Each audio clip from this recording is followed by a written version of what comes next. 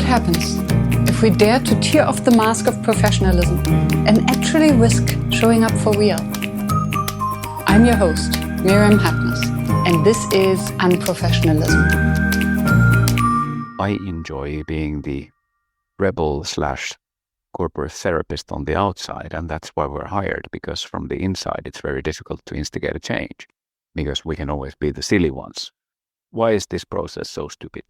I get to ask these to top management, and they allow me that because I'm an external. Hello, Jussi. Hello, Miriam. Welcome to the show. Thank you. Jussi, please share with us, an anecdote of a time when you've been unprofessional and it turned out to be actually a pretty cool move. I work a lot in my life with big organizations, like established organizations, and in my mixed pool of skill sets and professions, I tend to work in a way that's typically not maybe anticipated by the customers or their customers or the other vendors. And a big customer of ours in the company that I run, they had a magnanimously big ERP renewal going on. And whenever you tell people ERP renewal, people tend to shrink a bit and go a bit gray, like, oh, it's one of those. That the mental image is like at least 7 years of admin hell and gazillions of Excel files reaching people that they shouldn't reach, and Word documents and whatnot, and video diagrams. So ERP, just for those who don't know. Yeah, good call. I'm all for acronyms, and then I drop them off casually like any consultant, and then everyone nods and no one knows what I'm speaking of. Like enterprise resource planning systems, or research platforms, if you may. Vast systems that control how an entire big entity works, like workflows, user interfaces for sales and customer service, and from warehouse management to how is this thing delivered where, and so on and so on. So the blood and the veins, the nervous system of how a big organization ticks. It's really difficult to manage anything complex without some element of an ERP. And these are expensive, long projects, if you may. And as such, these multi-million-euro endeavors begin with a vendor, a company, a consultant party, seasoned in these, coming in, helping them first with the platform selection and how should that be done. And then typically either the same consultant or another comes in and starts to map like, this is how it will be built for you. They employed 2 consultants from us, myself and one other, initially. And we started working in an organization where the workers themselves number thousands. And if we take a look at the consultants, people who was building, like planning the ERP, globally in that company, tens of thousands of people work. But of course, there was just a handful of them. But they were kind of in charge of the technical planning, and as they felt planning. And we were then 2 people in the middle trying to figure out like, okay, this is how these people want to work. And this is how these technical people are saying they should work. And then the technical people who were in charge, the consultants, kind of in their nice suits, told us designers that, hey, so what are you guys exactly here to do? And we told them. And then they were really a bit annoyed. And then they said, okay, well, go ahead then. But how are you exactly going to go about this? And we said, well, we're going to sit down with people. We're going to have workshops. We're going to interview them. We're going to draw visual maps out of it, like service blueprints. And we're going to map the service blueprints from one market to the other on top of each other so we can see gaps. And they got really nervous, consultants. There was like, it doesn't really mix and match with our way of working. And we're asking why not? And then they asked, like, well, what's the program that you will use to create these diagrams? And we were just like, well, Miro is the easiest one. And they were really relieved. I said, that's in the list of prohibited items. Oh, they were relieved that it was on the list.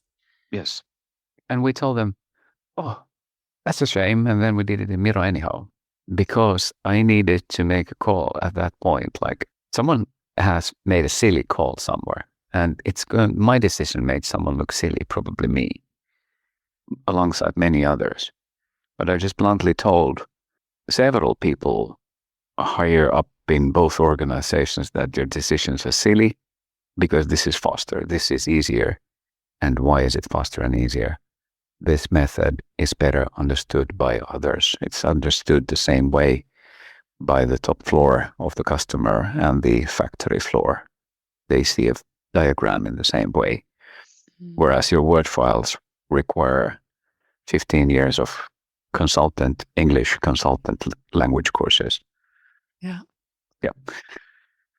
And this is one of the many examples that could probably arise from being unprofessional. But for me, being unprofessional is kind of challenging the norm a bit and also allowing yourself to be a little bit stupid at times or bullheaded or whatnot. Maybe stupid is stubborn.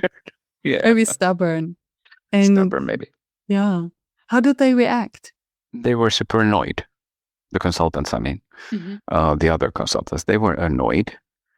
But once they started to see the real reason why we're talking about Miro is not Miro per se, or the visual form per se. Like I said, the visual form has a benefit of being understood similarly by everyone else. But the real reason to do this is that when there's a large change that touches on people's lives, when you want to push that change through in an organization, it reduces friction when you pull people into the design of their own future. And this is why they were annoyed. They were annoyed by the fact that their magnanimous plans were being altered by the people in the organization. And that's very human. Yeah. What I hear is, so someone is organizing a change, is orchestrating the change. So has the change plan and the change management. And then suddenly you are making them part of the change, the uncertainty, the uncontrollable. Yeah. Yes. And that's actually a role that they're not used to, because usually they're on the other side of the change. Because I think everyone loves change that we're in control of, that we decide on ourselves. Nobody likes change that is put upon us. Yes, exactly. And when you're, like I said, when you're part of designing that change yourself, the change that might or will impact your life, daily routines, the way you work, then you're more likely to welcome it with open arms and kind of help drive it through. Like I said, reduce friction. And when you do something as important for a large entity as an ERP renewal, the one thing you want to get right are the what's called outside business processes and what's called inside in the coffee room, the new interface or the way we work. Yeah. And how did so you said the other consultants were annoyed. How did actually the business, your client, because you clearly went against IT rules. So if they were on the list of prohibited tools, then it's a very clear breaking of the rules. Or how did they react? It's true. But no one had forbidden to use imagery in the end results. So of our interactive service blueprints, we just created static images in the end, and does not. Nobody cares how you created these images with what tool. Yeah, so it's a little bit like far-fetched example, but I've noticed that oftentimes in working world, or the modern working world, the more complex an item is, we tend to think in really complex ways on there are mysterious rules that we need to follow. And for instance, in meetings, particularly in this project, what I saw participated in several of the steering group meetings where much of the senior leadership from the customer company was present, and then us consultants from both parties or from all parties at some point, because there were several were present. And then there's a consultant going through a Word document about 60, 70 pages long and filled with acronyms, just like the ERP thing that we began with. You can And kill people with that. Yeah, and everyone's nodding. And then I realized that actually, honestly right now, the meeting begins that, yeah, we've shared the documentation beforehand and we trust that you've all received it and read it. And people nod in this corporate way. Because nobody dares to actually admit that they didn't have any time to read that between dinner and nighttime. Because otherwise they don't have time. Yeah, actually, there's always at least some person who says that, well, I haven't had the time, but I was hoping that you would recap it for me. And everyone is silently relieved. I would love to double click on that. Who is that person who dares to say that? Who dares to say that I didn't have time to read it? The person closest to the decision making, or who has a vested interest in the actual thing. Yeah. And has the status to say, oh, I didn't do the homework, without fearing repercussions or whatsoever. Yeah. But also more and more people nowadays, to my mind.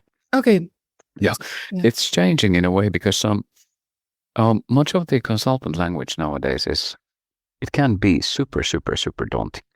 Like when we go through this document in question, contained so many acronyms, so many difficult to understand items, that it was in no way human understandable unless you were really deep in the technology and the terminology. But hidden inside those documents were really dangerous things. Oh. Like key decisions being buried in technical jargon that would later become items like, well, you did accept the definition document on this date and at that point, and that's why we made the call of employing these 50 people to implement that technical system to you for half a year. And then basically you have to sign with this company and spend all these fees on that. And what this brings up for me is the professional language that protects the in-group. Yeah, exactly so. It does. And there's a quote for that. I think it's attributed to Einstein, I think. And if I remember correctly, it goes, if you can't explain it simply enough, you don't understand it well enough. Yeah. And it's so true. Yeah. There was another quote similar. Was it Hemingway? If I've had more time, I would have written a shorter letter. Yes, exactly. Well said. Both capture the same sentiment here. Yeah.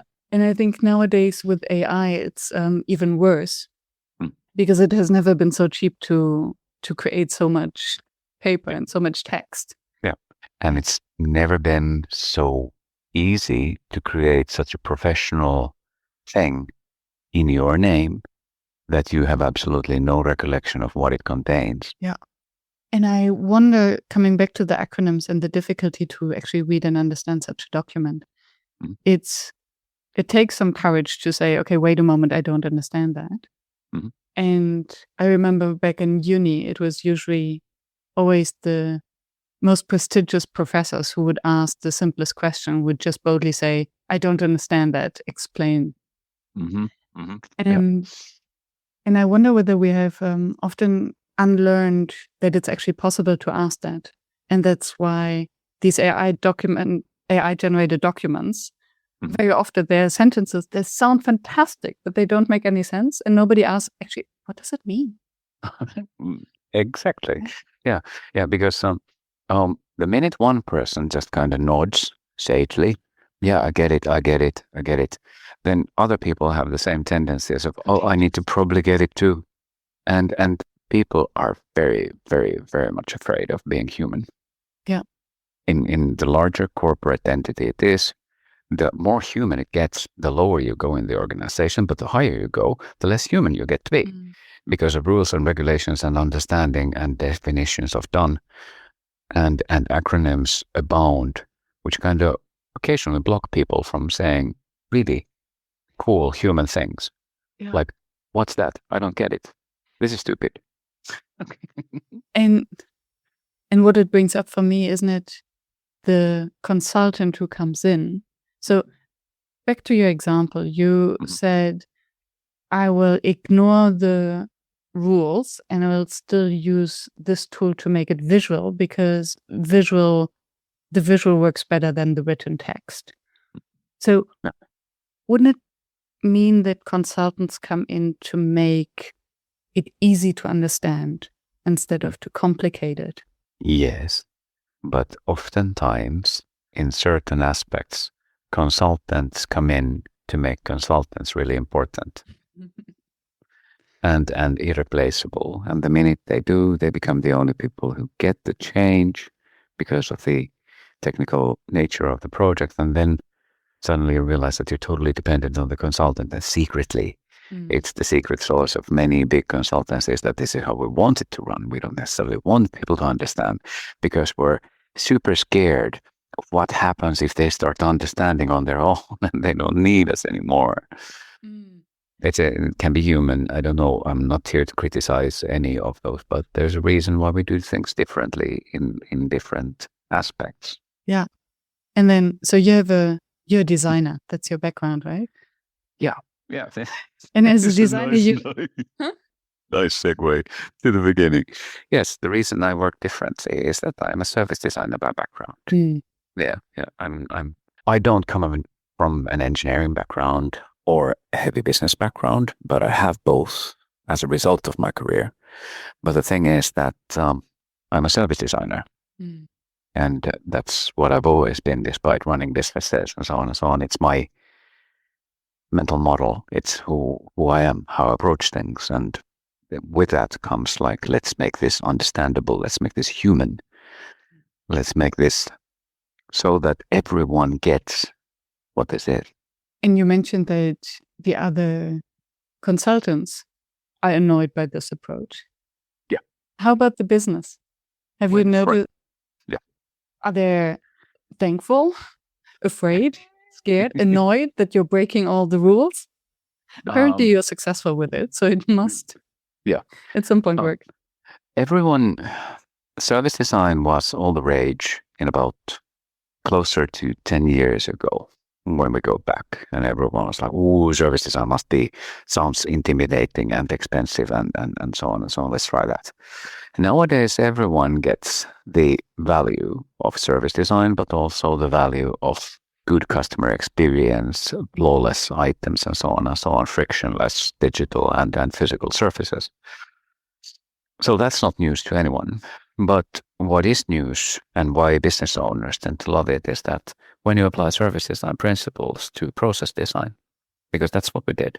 So when you understand what is it that needs reshaping, and it's no longer the self-evident, beautiful websites, apps, internal systems, physical spaces that need that design so much in the Western world anymore, but it's actually your own machinery, your own business processes. And when you do these things the service design way, yes, to that aspect, business owners have been first supply priced, like, you want to do this, why?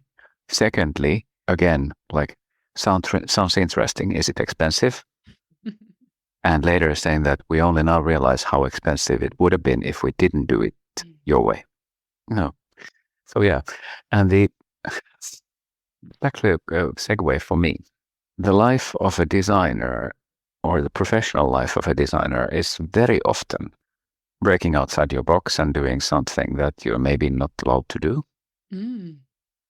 And to get to the end result. And that might be also, therefore, I think I have a lot of moments when I haven't been very professional in delivery or the execution of something just to get to the end result. And this makes me wonder whether it's is this a trained behavior or mindset? So because you were the revolutionary, you started to study service design, or it's because of the service design training that you dared to go against the rules? I think maybe a bit of both, but maybe more of the former, actually. And for that, I need to go a little bit further back in my own career.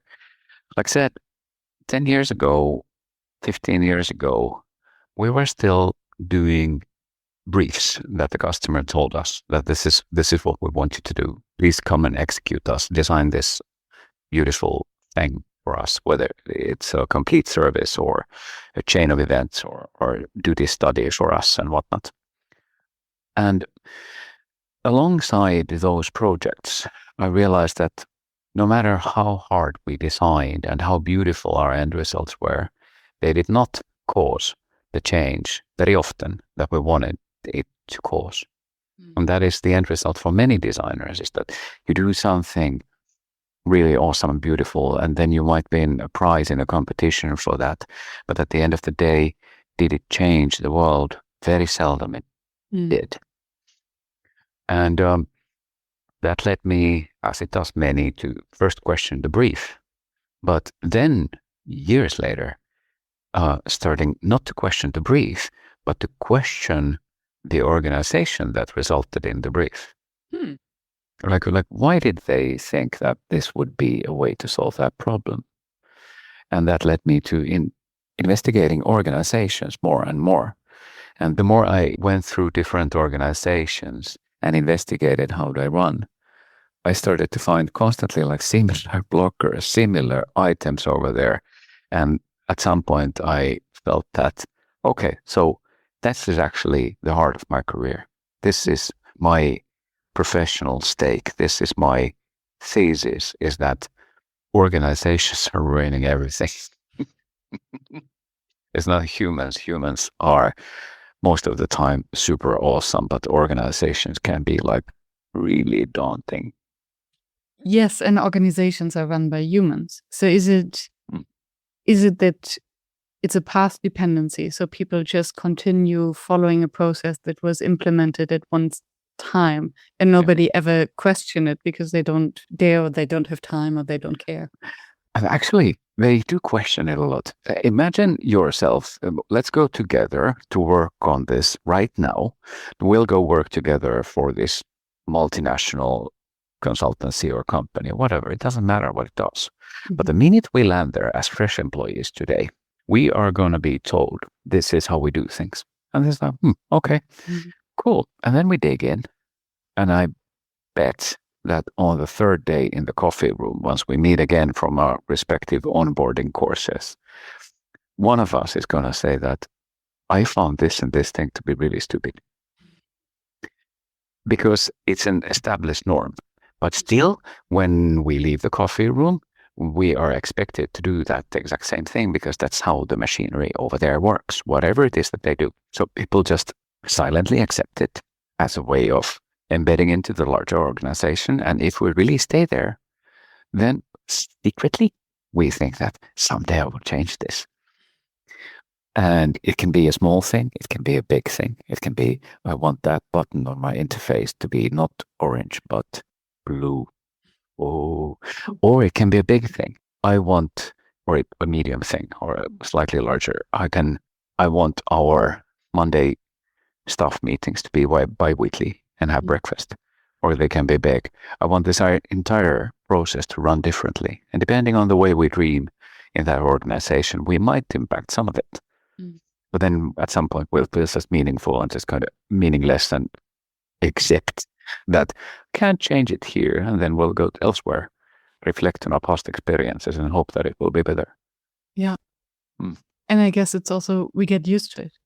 Yeah. Right? So the first time we find it odd, the second time we find it annoying, and the third time we cope with it. And yes. And hence, even though my profession or vocation, if you may, is service design, oftentimes then when there are customers who get it, with whom I have a good relationship with, and they've kind of learned to be with me and me with them, I often tell them that I'm really not a service designer, that consider me as a corporate therapist. But and then it's easier for them to get like, oh, okay, so you're here to help us understand us. You got it. Now we can work. I love that. And then, because then the process is basically a representation how they do things. But you first need to understand them, how they do things, to then map the process. Yes, this is the case. That is my life. And this is why I think being a corporate therapist is so awesome. First of all, I would love to have that on a business card. Just like as the title, a corporate therapist. Just give me your problems and we'll work through them. But working like that, it's connected with what I've done in the past, with what I think that really chafes, which is typically organizational processes, hiccups, shades of organizations that want to do something big, but then absolutely block it from ever happening due to their own shape. I've seen this happen in so many big ways. Like one majorly big consultancy where I worked, where they employed me to make a change, and then I really tried to make that change, but the shape of the organization itself was blocking it. What do you mean by shape?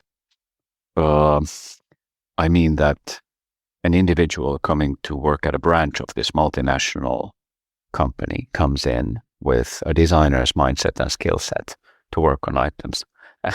And then there is 50 years of legacy buried deep in business processes and everything. So you can't change that. Or you really can't, because it generates so much money that they run processes the way that they do. That's one way. And then the other is that if I had not €1, but let's say €100, for each time a customer commented in one way or the other that A, we want to create a disruption, or B, we want to be the next Apple or Uber or Netflix in our area, I would have stopped working a long time ago, because that's how you brief a designer. But nowadays, when I hear that, it makes me immediately go into the corporate therapist mode. Tell me more. Why do you feel that that's possible or needed? I love this distinction. And so what makes the corporate therapist mode effective? Where are you getting with that? It makes it effective because, God, I love this rabbit hole where we're going with this.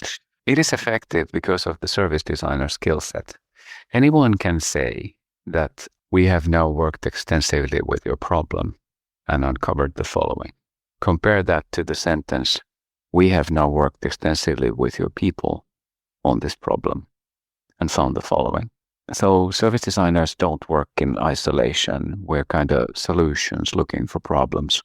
And we're kind of, the minute we're handed something real to work with, we tend to try and find the people who make that surroundings. If we change this, whose lives are we affecting and how?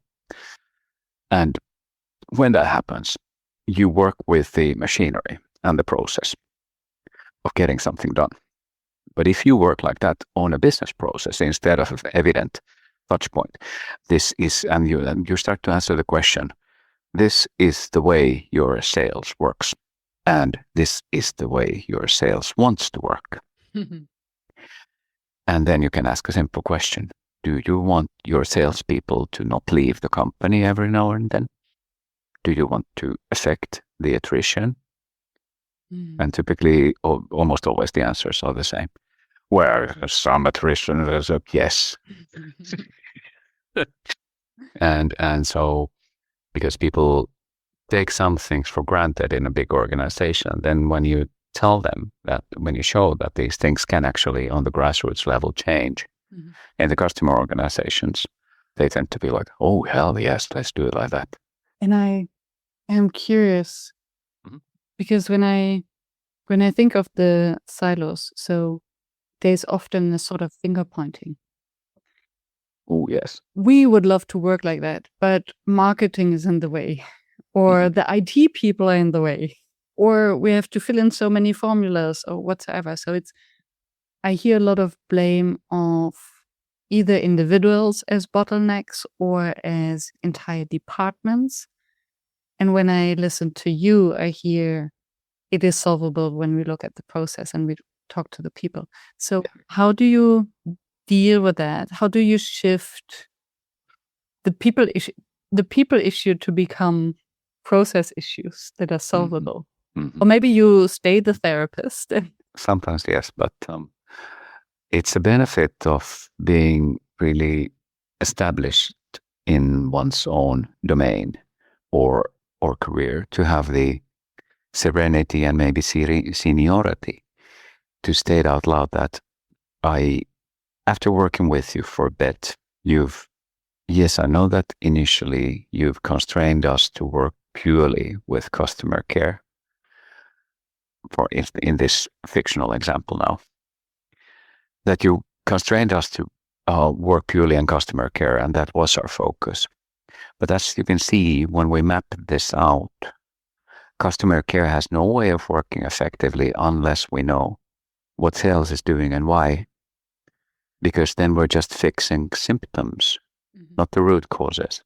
And if you know, as heads of sales and customer care, thank you for having me today, both accept the fact that we'll expand this a bit on to cover also sales. Both of you benefit, and we have a chance of creating something unified and also getting the people on board on both sides, so that there's not a singular change in a company, but maybe a bigger one. And one of these choices will have a definite impact. The other one, less so. So it's a question of being blunt, but it's also a question of actually displaying to people what can be done when you work in a specific mode. And therefore, I also typically very much insist when we have new customers coming in who have a very clear definition of a problem, I tend to tell them that we have no way of knowing whether that's the problem yet. Let us begin the work. Let us investigate, and then we'll come back to you and we'll tell you what is the problem indeed in the end. Thank you. So what I hear is indeed the therapist way. Let's get the people around the table. Yes. And look at the problem without making it personal. Yes, because we can't, for particularly because, like I've said repeatedly, my forte is the large organizations. But when are these started to be exhibited, these kind of symptoms that organizations tend to show? It's funny, but it's when you're over 100 people in your organization, you start to exhibit slowness and established processes and silly things to do. And the larger you go from that, because we both know that there are organizations who employ hundreds of thousands of people, and everyone over there is like cogs in the machinery. I don't mean that everyone needs to be rebel, but I enjoy being the rebel / corporate therapist on the outside, and that's why we're hired, because from the inside it's very difficult to instigate a change, because we can always be the silly ones. Why is this process so stupid? I get to ask these or have these comments to top management, and they allow me that because I'm an external. I mean, it's your internal. Let's go back to you and me were hired. Why is this so stupid? I'll give you that because it's your third day on the job. But if we say it in 3 months, neither of us will be working there again in some organizations. And then we again the privilege of being unprofessional because you're not on their permanent payroll, and they basically hired you to ask the uncomfortable questions. Yes, exactly so. To doubt the brief and to question the problem. It doesn't mean that every single question is silly, and now with AI things are changing a lot also in my profession, and it's actually in any professional consultancy at this point there's a huge disruption going on with everyone figuring out how does AI solutions, how do they accelerate me, replace me, augment me, support me.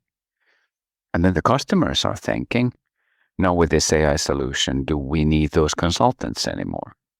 So everyone's trying to figure that out, but I have not yet in any way recognized a diminishing need for the expertise that is needed to pinpoint this model from that. I've done my work, next year becomes 30 years. Yeah. So, and I do work a lot with AI. It's almost my only needed work tool anymore nowadays.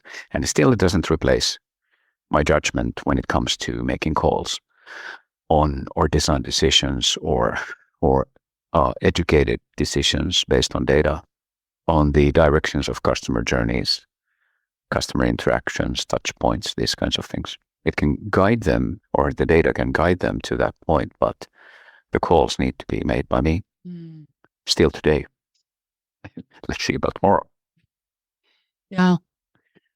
I also have the impression that AI is very good in synthesizing the data or making sense of the data, of the facts. It's something that it can do faster than we do. But then the interpretation and the meaning of that for now still needs the expertise and the human eye, the judgment.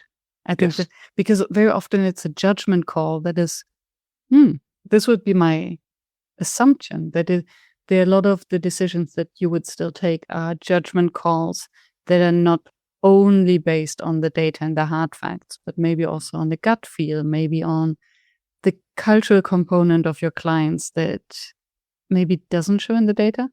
Yes, you are exactly right. And therefore, AI is an awesome tool to kind of guide and support in parts of this work. But the personality items, these kinds of things, are still very human traits. And that's where, luckily, we humans are still needed. And as long as humans are needed, there's typically a need for a corporate therapist.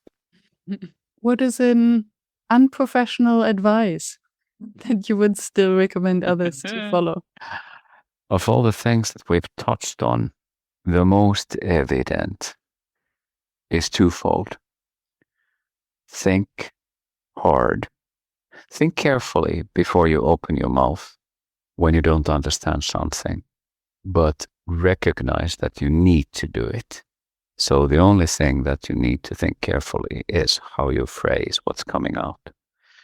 Because people are too scared in meetings to say that, I don't know that acronym. What do you mean? What does this imply if we decide like this? I didn't get this. Did any one of you others get it? Who got this? I don't understand this or that. And that is actually the most core critical advice that I think is needed. Because people have this funny tendency of thinking that working life is about going to meetings and that work happens in meetings. No, it's not. In meetings, we discuss work that was done prior and after, and we decide on key items. But if you don't understand what's being said and decided, just nod and think that you can just do the work later. You're letting the so-called professional side of you get in your way. So be unprofessional. Ask things. Ask to clarify. Ask to make it simpler.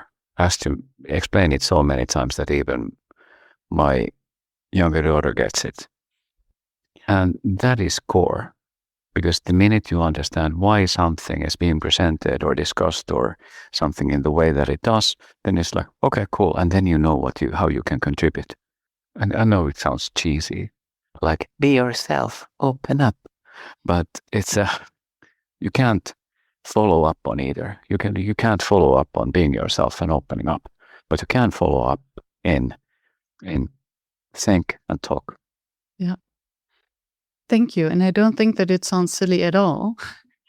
And for me, when you say it, I'm like, duh, of course. But hearing it, yes, the sitting in meeting is not the work, but understanding what is discussed. Yes. So, and not having the possibility or not seeing the permission to ask for clarification, then leads everyone to just shut down and answer emails instead of asking and following and engaging.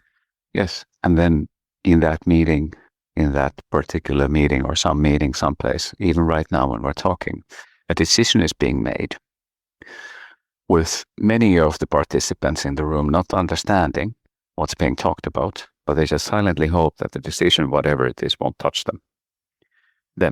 but it might touch the entire organization. Mm.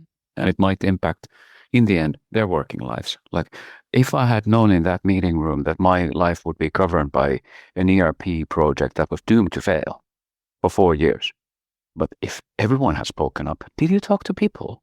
Do we really know that this is going to work? What is this based on? Why are we doing this again? And when we're doing it, how can we make sure that it's done in a way that it actually is good for customer care and sales and the warehouse people? Can we loop them in? Can we call them? Oh, and professionally to call someone. Yeah, I have them here outside the door. I called them the minute you started. So we let them in because I want to tell them how their working life is changing. Yeah, again, slightly rebel, yeah, but going back, I'm a consultant. I get to be slightly rebel. Yes. Mm. And what I hear is that you take the people seriously. You invite them on the table. You want them to contribute. You give them a voice. And that's worth so much. Everyone is nowadays, due to AI, asking for an organization that can produce more with less people. Mm. And that puts a tremendous emphasis on the people who are there to know what they're doing and why and be at their best. This is what companies seldom get. And that in turn is only achieved by having people who have a broad enough mindset. And the best way to make sure that these people are on board, whatever changes you're instigating, is to co-design their own future with them, like you said. Thank you, Jussi. Thank you. A thorough pleasure. All mine. Always a delight to be in conversation and learning from you. Same here. Same here. Much appreciated. And thank you for having me. This was a conversation without the script. Now it's your turn. I'm Miriam Hatmas, and this has been Unprofessionalism.